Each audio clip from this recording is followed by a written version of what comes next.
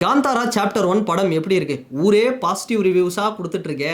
நீ மட்டும் ஏன்டா நெகட்டிவ் ரிவ்யூஸா வந்து பேசிட்டு இருக்கிற எல்லா இடத்துலயும் அப்படின்னு என்கிட்ட நெறைய பேர் என்ன போட்டு திட்டிட்டு இருக்காங்க. அவங்களுக்கெல்லாம் நான் ஒண்ணே ஒண்ணு சொல்லிக்கிறேன். என்னன்னா, அந்த படம் ரிலீஸ் ஆகுறதுக்கு முன்னாடி எனக்கு ஒருத்தர் ஃபோன் பண்ணாரு. ஃபோன் பண்ணி, "தம்பி இந்த மாரி காந்தாரா சாப்டர் 1 படத்த நீ வந்து தப்பு தப்பா பேசு. நெகட்டிவா ரிவ்யூ ஸ்ப்ரெட் பண்ணு. நான் உங்க அக்கவுண்ட்க்கு ஒரு ரூ. 20,000 போடுறேன். உன்ன நல்லா கவனிக்கிறேன்." அப்படிங்கிற மாரி வந்து ஒருத்தர் கான்டாக்ட் பண்ணாரு. அதனால தான் வந்து நான் நெகட்டிவா வந்து நெறைய இடத்துல வந்து பேசிட்டு இருக்கேன். என்னங்க பின்ன ஏங்க ஒரு படம் வந்து பார்த்துட்டு வரோன்னா, என்னோட ஒப்பீனியன் எனக்கு என்ன தோணுதோ அத தாங்க நான் பேச முடியும். நான் பேசின பாசிட்டிவால்லாம் விட்டுட்டாங்க இங்க.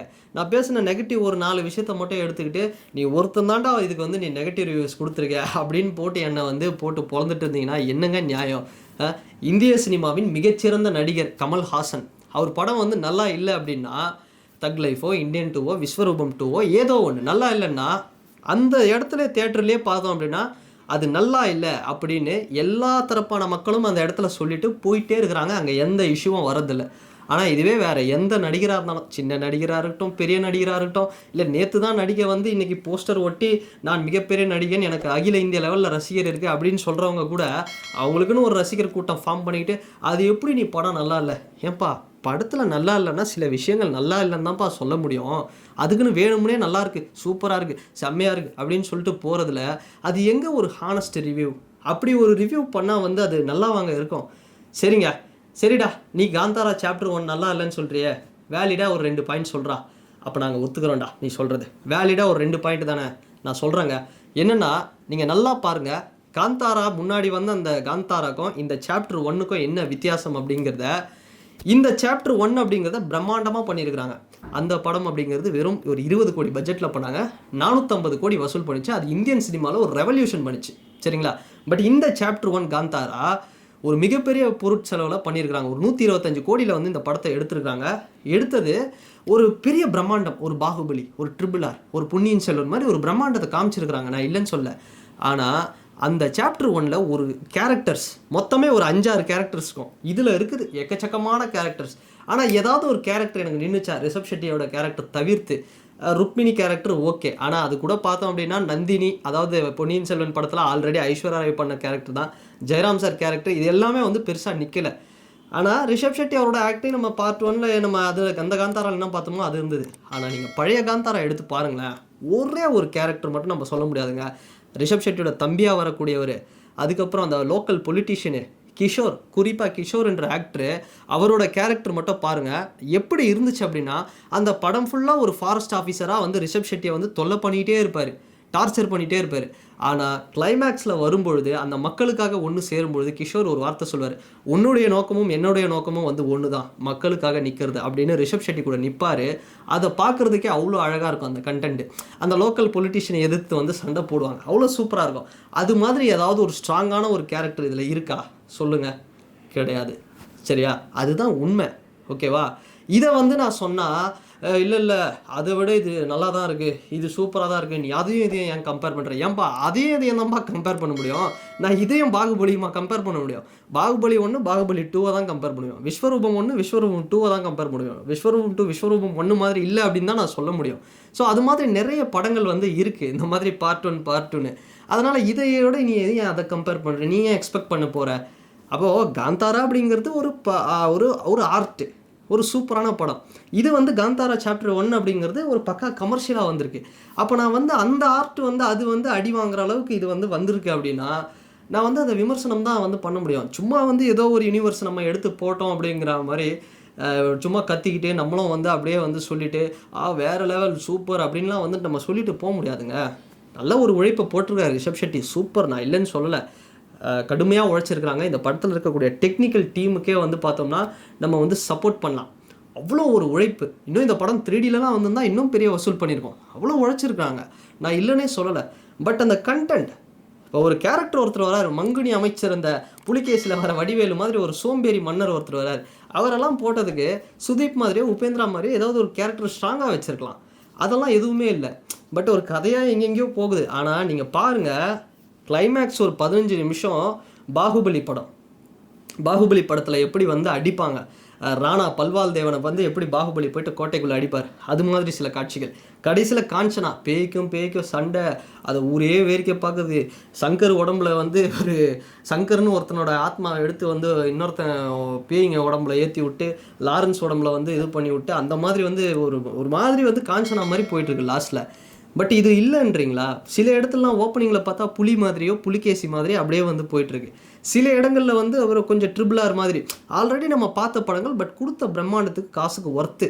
நான் வந்து உண்மையாக சொல்கிறேன், அந்த பழைய காந்தாராவை இன்னொரு வாட்டி கூட என்னால் தேட்டரில் பார்க்கணும். இந்த காந்தாராவை என்னை ஒரு வாட்டி பார்க்கும்பொழுதே ஒரு 15 நிமிஷம் சூப்பராக போகுது, ஒரு 15 நிமிஷம் லேக் ஆகுது, ஒரு 10 நிமிஷம் நல்லா இருக்குது, திரும்ப 10 நிமிஷம் ஒரு எங்கேஜிங்காக இல்லை. ஸோ அதை தான் வந்து நான் சொல்கிறேன். படத்தில் வந்து நான் வெறும் நெகட்டிவிட்டி மட்டுமே நான் பேசுகிறேன், நெகட்டிவ்ஸ் மட்டுமே சொல்ல. படத்தில் பாசிட்டிவ்ஸ் நிறைய இருக்குது. கண்டிப்பாக ஆர்ட் டைரக்டருக்குலாம் ஸ்டேட் அவார்டு, ஏன் நேஷனல் அவார்டு கூட கொடுக்கலாம். அந்தளவுக்கு வந்து ஆர்ட் டைரக்டர் ஒர்க் பண்ணியிருக்கிறாரு. மியூசிக் சூப்பராக இருக்குது, சாங்ஸ் நல்லாயிருக்கு, படத்தில் கொஞ்சம் ட்விஸ்ட் அண்ட் டர்ன்ஸ்லாம் நல்லா இருக்குது. பட் எல்லாமே ப்ரிடிக்டபுளாக இருக்குது. இப்போ ஒரு தேன்கூடு வந்து அங்கே தேன் கூட்டம் கலையுது, அந்த இடத்துல ஹீரோயின் இருக்கிறாங்க, ஹீரோ அந்த இடத்துல இருக்காரு, அடுத்து என்ன நடக்க போகுது? இதுதானே வந்து பல சினிமாவில் பார்த்துருக்கோம். ஹீரோ போய் ஹீரோ காப்பாற்றுவார், ரொமான்ஸ் நடக்கும். ஸோ இது மாதிரியான விஷயங்கள், தேர் உருண்டு ஓடுறது, அதை காப்பாற்றுற அந்த ஃபைட் சீன்லாம் சூப்பராக இருந்தது, நான் இல்லைன்னு சொல்ல. பட் இது மாதிரி சில விஷயங்கள் வந்து அது நிற்கலைங்க, எல்லாமே ஒரு செயற்கையாக வச்சுருக்காங்க. இப்போ இன்னொரு வேலிடான வந்து நான் இப்போ ஒரு பாயிண்ட் ஒன்று வைக்கிறேன். அந்த காந்தாரா, இது பழைய காந்தாரா, அப்படியே அந்த காட்டுக்குள்ளே நம்ம ட்ராவல் பண்ணுற மாதிரியே இருக்கும், அந்த கதைக்குள்ளே ட்ராவல் பண்ணுற மாதிரியே இருக்கும். ஓப்பனிங்கில் அப்படியே ஒரு சூப்பராக இருக்கும். இந்த பஞ்சுருளி தெய்வம், அப்புறம் அந்த கிளைமேக்ஸில் எல்லாமே வந்து அப்படி அந்த கிளைமேக்ஸில் ரிஷப் ஷெட்டியோட நடிப்பெல்லாம் பார்த்தா அப்படியே கண்ணில் தண்ணி வர லெவலுக்கு இருந்தது பர்ஃபார்மன்ஸ், அப்படி இருந்தது. அது மாதிரி இதில் பெருசாக இல்லையே. ஏதோ ஒரு புஷ்பா மாதிரியும் ஒரு அடித்து புடவை கட்டி எல்லாரையும் அடிப்பார் பாருங்க அல்லு அர்ஜுன், அந்த மாதிரி ஒரு பக்கம் கமர்ஷியலாக போயிடுச்சு. ஒரு காஞ்சனா சீரீஸ், காஞ்சனா 1 2 3 4, அரண்மனை 1 2 3 4, அது மாதிரி போயிடுச்சு.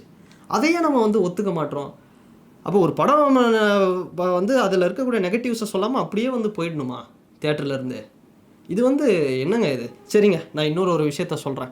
அந்த காந்தாரா எடுத்துக்கோங்க. அந்த காந்தாரா அளவு நல்லா கவனிங்க. ஒரு விஷயம், கடவுள் நம்பிக்கை இல்லாதவர்கள், ஏத்திஸ்ட்டு, ஒரு பகுத்தறிவு பேசக்கூடியவர்கள், நாத்திகர்கள், இவங்களை கூட வந்து நீங்கள் வந்து கன்வின்ஸ் பண்ணலாம்.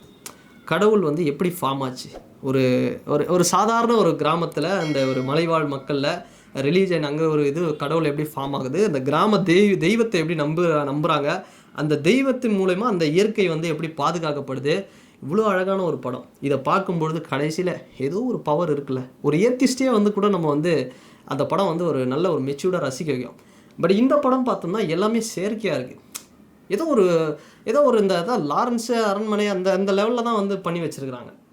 ஸோ அதுதான் இந்த இடத்துல ஒரு மிஸ்ஸிங். நம்ம வந்து எல்லா தரப்பு மக்களும் வந்து அது கொண்டாடின ஒரு படம் காந்தாரா. இது வந்து ஒரு வேறு மாதிரி ஒரு காஞ்சனா அரண்மனை மாதிரி போனது அப்படிங்கிறது, அதுதான் வந்து ஒரு மைனஸ். இது போனது கூட பரவாயில்லைங்க, நான் ஓகே ஒத்துக்கிறேன். ஆனால் இது வந்து பேன் இண்டியா கம்பல்ஷனில் இயக்குனருக்கும் அந்த நடிகருமான அந்த ரிஷப் ஷெட்டிக்கு வந்து ஒரு கம்பல்ஷன் வந்திருக்கு. கலெக்ஷன் இவ்வளோ பண்ணணும், பேன் இண்டியா லெவலில் இது ஒர்க் அவுட் ஆனோம். ஒர்க் ஆகிருக்கு, நான் இல்லைன்னு சொல்ல. நார்த் இந்தியா, சவுத் இந்தியான்னு எல்லா இடத்துல கொண்டாடலாம், ஃபேமிலியோட ஒரு வாட்டி கூட போய் அந்த பிரம்மாண்டத்தை ரசிக்கலாம். ஆனால் நம்ம ஆஹா ஓஹோ ஏஹே அப்படியே பாகுபலி லெவலில் அப்படியே தூக்கி வச்சு கொண்டாடுற அளவுக்கு வந்து சூப்பர் படமானு கேட்டால் நான் இல்லைன்னு தான் சொல்லுவேன். ஒரு ஒன் டைம் வாட்சபிள், அவ்வளோதான். ஸோ என்னால் முடிஞ்ச வரைக்கும் என்னால் ஒரு ஹானஸ்டான ரிவ்யூ தான் அதை சொல்ல முடியும். நான் வந்து வேணும்னே நான் எனக்கு என்ன காந்தாரா நான் பார்த்து கண்ணீர் விட்ட படம் காந்தாரா. எனக்கு தெய்வ நம்பிக்கை எனக்கு அவ்வளோ பிடிக்கும் எனக்கு அந்த படம் காந்தாரா. அப்படிப்பட்ட ஒரு படத்தை நான் என்னத்துக்கு வந்து நான் தேவையில்லாமல் வந்து நான் வந்து நெகட்டிவிட்டி ஸ்ப்ரெட் பண்ணுறதுனால எனக்கு என்னங்க வந்து பயன்? அது ஒரு ஆர்ட்டுங்க அது காந்தாரா. அதனால் அந்த படத்தெல்லாம் அவ்வளோ சீக்கிரம் நான் கேவலப்படுத்த மாட்டேன். பட் இந்த சாப்டர் 1 அப்படிங்கிறது, நீங்கள் இந்த படம் பார்க்கல அப்படின்னா தயவுசெய்து வந்து இதை நீங்கள் ஒரு கமர்ஷியல் படம் மாதிரி பார்த்துருங்க. அதை நீங்கள் பார்த்துட்டு அது மாதிரியே இருக்கும், அந்த காந்தாரா மாதிரியே இருக்கும் அப்படின்னு நீங்கள் இதை நினச்சிங்கன்னா கண்டிப்பாக உங்களுக்கு டிசப்பாயின்மெண்ட்டும் ஆகும். அந்த மாதிரி எனக்கு ஒரு டிசப்பாயின்மெண்ட் ஆகிருக்கு. ஆனால் அதை நான் தூக்கி போட்டுட்டு இதை நான் ஒரு பக்கா கமர்ஷியல் படமாக, ஒரு சிம்புதேவன் படம் மாதிரி, ஒரு ராஜமௌழி படம் மாதிரி அந்த மாதிரி நான் ரசித்து பார்த்தும்போது எனக்கு வந்து ஓகேப்பா, okay average, one time watchable அப்படிங்கிற மாதிரி இருந்தது. அது நான் இல்லைன்னு சொல்ல. மற்றபடி எனக்கு ஒரு விஷயம் ரொம்ப கடுப்பாக இருந்தது. இந்த சாப்டர் 1 திரும்ப அதே படத்தில் வரா மாதிரி லாஸ்ட்டில் போயிட்டு, அந்த மூனி படத்தில் அரண்மனையில் சொல்லுவாங்கள்ல, கடைசியில் தேவைப்பட்டா வருவேன் அப்படிங்கிற மாதிரி, அந்த மாதிரி ஒரு கிணத்தை காமிச்சு அந்த இடத்துல அதில் போய் மறைஞ்சு போகிற மாதிரி திரும்ப திரும்ப திரும்ப வந்து இது பண்ணுறது அப்படிங்கிறது, அதுதான் படம் வந்து ஒரு இந்த யூனிவர்ஸ் அப்படிங்கிறது வணிக ரீதியாகிடுச்சு. லோகேஷ் கனகராஜ், பிரசாந்த் நீல், இவங்கெல்லாம் பார்த்தோம் அப்படின்னா ராஜமௌலி சார்லாம் இவங்கெல்லாம் தனக்குன்னு ஒரு யூனிவர்ஸ் கிரியேட் பண்ணாங்க. அப்படிப்பட்ட ஒரு இயக்குனர்கள் இருந்த காலகட்டத்தில் அதுக்கப்புறம் பார்த்தோம்னா அவங்கள பார்த்து தான் பல பேர் படம் எடுத்தாங்க. அதே மாதிரி கேஜிஎஃப் மாதிரியே பேட்டர்ன், எல்சியூ மாதிரியே பேட்டர்ன், இது மாதிரியே ஒரு பேட்டர்ன், பிரசாந்த் நீல் மாதிரியே ஒரு ராஜமௌலி மாதிரியே பிரம்மாண்ட படம், இது மாதிரி ஒரு பல பேட்டர்ன் எடுத்தாங்க. ஆனால் அந்த மாதிரி காலகட்டத்தில் இவர் ரிஷப் ஷெட்டி ஒரு யூனிவர்ஸை கிரியேட் பண்ணார். ஸோ அப்படிப்பட்ட ஒரு யூனிவர்ஸை கிரியேட் பண்ண ஒரு மனுஷன் இது வந்து ஒரு அரண்மனை மாதிரியோ ஒரு காஞ்சனா மாதிரியோ ஒரு சீரீஸ் மாதிரி போகும்போது ஆஸ் அ சினிமா லவராக எனக்கு ஒரு சினிமாவை நேசிக்கக்கூடியவர், ஒரு நல்ல சினிமாவை பார்க்கக்கூடியவரை, ஒரு ஆர்ட் படத்தை விரும்பக்கூடியவராக எனக்கு அது கண்டிப்பாக டிசப்பாயின்மெண்ட் ஆகுமா ஆகாதா?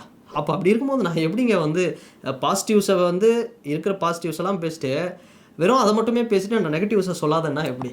ஸோ அதைத்தான் நான் சொல்கிறேன். நான் இப்போவும் சொல்கிறேன், காந்தாரா சாப்டர் 1 போய் என்ஜாய் பண்ணுங்கள். கேவலமான படம், மோசமான படம்லாம் இல்லை, பட் சூப்பராக வேறு லெவல் அப்படிலாம் கிடையாது. ஒரு ஒன் டைம் வாட்சபிள், அவ்வளோதான். ஓகேவா? என்னை கேட்டால் நான் ஒரு 10க்கு இந்த படத்தோட விஷுவல்ஸு, இந்த போட்டிருக்கிற உழைப்பு, அதுக்கெல்லாம் சேர்த்து ஒரு 6 தருவேன். 10 out of 6 அவ்வளோதாங்க. சரிங்களா? ஸோ முடிஞ்ச அளவுக்கு என்னோட ஹானஸ்ட் ரிவ்யூவை வந்து நான் சொல்லியிருக்கேன்.